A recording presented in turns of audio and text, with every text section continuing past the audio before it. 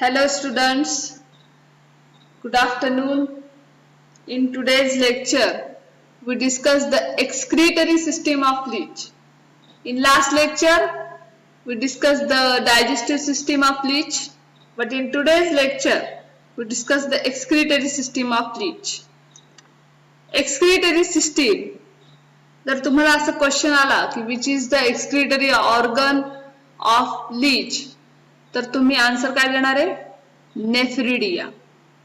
Singly आपण काय बोलणार त्याला? नेफ्रिडियम. So excretory system consists of 17 pairs of small coiled tubes, the nephridia arranged segmentally, one pair in each segment from 6 to 22 segments. 6 segment पासून 22 segment पर्यंत जेवढे segment येतात त्या सेगमेंट मध्ये पेअर मध्ये नेफ्रिडिया प्रेझेंट असतात. That is a excretory system of leech. जे काही एक्सक्रीटा असणार आहे तो त्या पोर मधून बाहेर टाकण्यात येईल बॉडीच्या.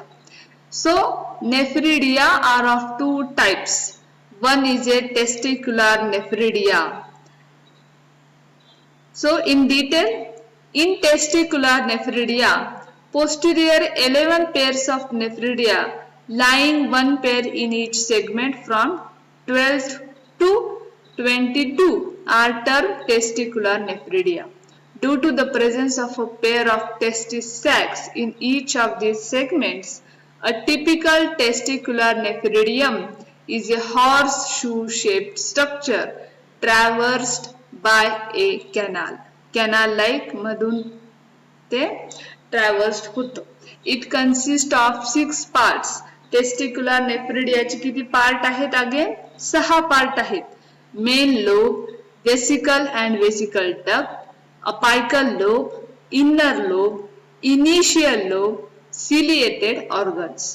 तर वन बाय वन आपण ते पार्ट्स बघू. फर्स्ट वन आपण बघू मेन लोब. मेन लोब मध्ये काय होतं? It forms the major part of nephridium and it consists of 2 unequal limbs. One limb is longer anteriorly and the shorter and posterior cells are big and polyhedral in shape. Baga, this is the figure in which excretory system of leech can present. Baga, A जो portion आहे, A portion, that is a complete testicular nephridium. नंतर B जो portion आहे, B is a portion of initial lobe, C is a portion of inner lobe, D is a portion of apical lobe and E is a portion of main lobe. आणि मध्ये तुम्हाला जे व्हेसिकल excretory duct दिसत आहेत, जी त्याची opening आहे ती कुठं असणार आहे? नेफ्रिडिओ पोर मध्ये. 12 सेगमेंट पासून 22 सेगमेंट पर्यंत नेफ्रिडिओ पोरची ओपनिंग तुम्हाला दिसेल आणि एक्सक्रिटरी सिस्टीम फॉर्म झालेली दिसेल लीच मध्ये. तर आता ए जो पोर्शन आहे, ज्याला आपण कंप्लीट टेस्टिक्युलर नेफ्रिडियमचा पोर्शन म्हणतोय, फिगर मध्ये तुम्हाला मध्ये जो लार्जेस्ट पोर्शन दिसतोय, which is consist of initial lobe पासून टेस्टिस सॅक्स पासून पुढे तो पास झालेला आहे. आता आपण याच्यामध्ये बघू ट्यूब लाइक स्ट्रक्चर आहे इथे. इनर लोब्स प्रेझेंट आहेत. इनर लोब सेल्स जे आहेत, जो सर्कल करून वर एरो दाखवलेला आहे तो पोर्शन मॅक्झिमाइज करून दाखवलाय तुम्हाला. 4 तुम्हाला त्या टेस्टिक्युलर नेफ्रिडियम मध्ये सर्कल दिसतील आणि मग ते सर्कल पुढे मॅक्झिमाइज करून कसे असतात ते सांगितले. तर बी पोर्शन बघा. B portion contain the perinephrostomial ampullar initial lobe cells. ठीक आहे. सी पोर्शन मॅग्निफाय करून बघितलं तर काय दिसेल तुम्हाला? Opening of inner lobe cells, intracellular canals दिसतील. कॅनाल्स म्हणजे तिथून जे काही एक्सक्रीशन आहे ते पास होणार आहे. त्याच्यानंतर तुम्ही डी चा पोर्शन मॅग्निफाय करून बघितला तर तुम्हाला कसं दिसेल, सेंट्रल कॅनाल दिसेल. ठीक आहे, अपायकल लोब सेल्स दिसतील. ई मध्ये तुम्हाला vesicle ducts main lobe cells दिसतील. Posterior limb of main lobe दिसतील आणि वेसिकल्स मध्ये ते ओपन झालेले दिसेल. वेसिकल्स मधून मग बाहेर एक्सक्रिटरी पोर मधून ते बाहेर पडेल. तर डिटेल मध्ये आपण बघू, जो काही वेसिकल आहे किंवा वेसिकल डक्ट आहे तो कसा आहे. It is a narrow, arises from the inner ventral end of anterior limb of main lobe. It runs posteriorly to open into a large bladder or terminal vesicle which is situated ventrolaterally behind the rest of nephridium. Duct म्हणजे एक bladder like structure तिथे form झालेलं दिसेल. ठीक आहे, vesicle is a large oval sac with a non-contractile thin wall, internally lined by a ciliated epithelium. A short and narrow excretory duct lined with a non-ciliated epithelium leads from vesicle to open to the excretory through the rounded aperture that is a nephridopore.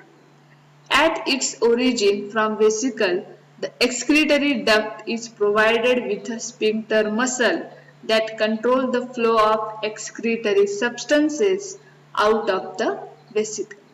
Next is a apical lobe. आपण apical side ला बघितलं होतं main lobe च्या. Inner free end of posterior limb of main lobe is continued to form a stout apical lobe lying antero-posterior beneath the crop. Its anterior end is slightly swollen and bent on itself like a handle of a walking stick. Its cells are big and traversed by regular intracellular canals. Canals तिथे present आहेत. Then next structure is the inner lobe. Inner lobe extending between the anterior and posterior limbs of main lobe is a short incurrent lobe or inner lobe, which also runs forward along the outer side of apical lobe for about half of its length. Then initial lobe. Inner lobeच्या तिथे काय आहे, initial lobe present आहे. It is a long, narrow, transparent and cord-like structure formed of a single row of elongated tubular cells and closed coiled around the apical lobes. Its posterior end join the main lobe. ठीक है, while its anterior end runs inwards and reaches over the testis sacs of its own side, where it ends blindly close to the perinephrostomial ampullae. Then ciliated organ. Testicular nephridiaचा last कोणता आहे, ciliated organ. आणि त्याच्यानंतर मग कोणता आहे, pre-testicular nephridia. Ciliated organ. Inside perinephrostomial ampullae lies a peculiar structure, the ciliated organ. Ciliated organ consists of a spongy central reservoir and ciliated funnels. The reservoir contains the central mass of connective tissue cells which manufacture the coelomic corpuscles, outer wall of central mass, made up of a single layer of cells bearing numerous minute pores. A ciliated funnel fits into each pore on the outside.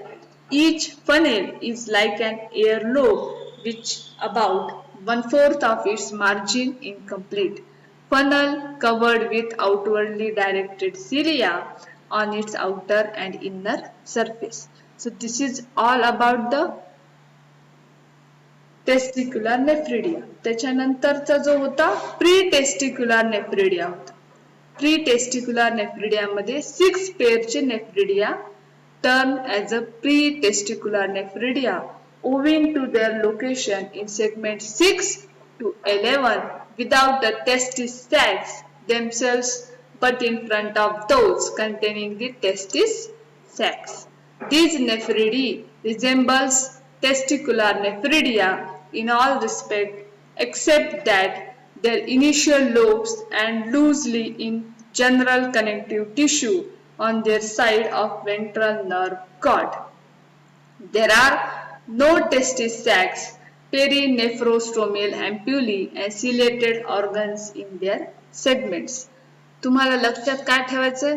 तुम्हाला लक्षात हे ठेवायचंय की excretory system of leech contain two nephridia. पहिली असते testicular nephridia, दुसरी आहे pretesticular nephridia. Testicular नेफ्रिडियाला पुन्हा 6 पार्ट मध्ये आहे. Main lobe, vesicle duct, apical lobe, inner lobe, initial lobe, ciliated organ. आणि प्री टेस्टिक्युलर नेफ्रिडिया म्हणजे टेस्टिसच्या वरच्या अशा, जे की 6 ते 11 सेगमेंट मध्ये प्रेझेंट आहेत. आता एक्सक्रीशन और फिजियोलॉजी कशी आहे? नेफ्रिडियम proper is truly excretory in function and serve to eliminate excess of water and nitrogenous waste. आता लीच हा कसा आहे? लीच हा अमोनोटेलिक एनिमल आहे. तो काय एक्सक्रीट करतो? अमोनिया एक्सक्रीट करतो, नायट्रोजनस वेस्ट एक्सक्रीट करतो. मोस्टली अमोनिया एक्सक्रीट करतो, पण काही क्वांटिटी मध्ये युरिया सुद्धा एक्सक्रीट करतो. So thus leech is a predominantly ammoniotelic excretory product is in ammonia, so the animal is called as ammoniotelic. जे animals uric acid excrete करतात त्याला म्हणतात uricotelic, जसं की birds. आणि जे animals direct urea excrete करतात त्याला म्हणतात युरियोटेलिक एनिमल्स. जे टेरेस्ट्रियल आहेत मोस्टली वर्टिब्रेट्स मध्ये कोण नाही येतं? मॅमल्स येतात युरियोटेलिक. पण लीच कसा आहे? लीच पहिले कसा आहे? अमोनोटेलिक आहे. Nephridium is profusely supplied and branches of hemocoelomic canals. Its gland cells separate waste products from hemocoelomic fluid. आता आपण आज बघितलं डायजेशन मध्ये लीच कशावर जगतो? ब्लड वर जगतो. मग त्याचं हिमोसिलमिक फ्लुइडचं जे काही वेस्ट प्रोडक्ट आहे ते त्याचं एक्सक्रीटरी प्रोडक्ट असणार आहे. Excretory fluid is finally collected into terminal vesicle and to be discharged to outside through the nephridiophore. This is the excretion and excretory system of leech. In next lecture, which is the last lecture in your syllabus, that is a reproductive system of leech. So thank you very much.